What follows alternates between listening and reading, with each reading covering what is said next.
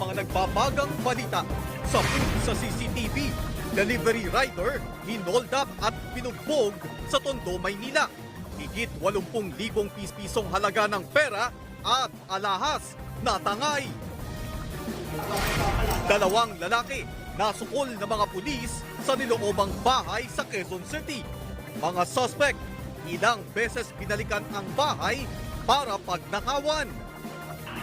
Pinatilyo, patay matapos salpukin ng modern jeep sa Cebu City. Pulis na mister ng pinaslang na policewoman na si Diane Mollenido tinanggal na sa serbisyo dahil sa patong-patong na kaso. Barko ng atin ito coalition hindi tinigilang buntutan ng China Coast Guard hanggang papalapit sa Pag-asa Island. Mga bubuo sa prosecution team ng Kamara sakaling umusad ang impeachment trial ni Vice President Sara Duterte sa Senado, paugong na ang mga pangalan. At Bini, kumpleto na ang nakabalik sa Pilipinas.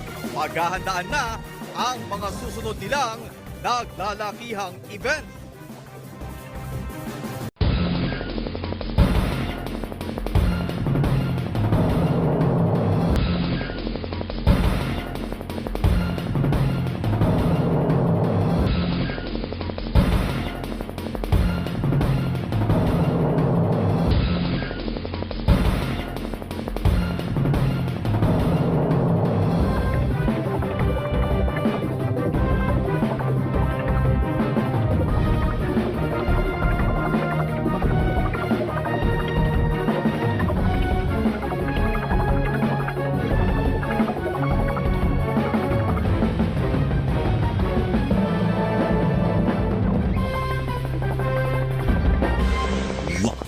Mula sa ABS-CBN Manila, ito ang TV Patrol Weekend!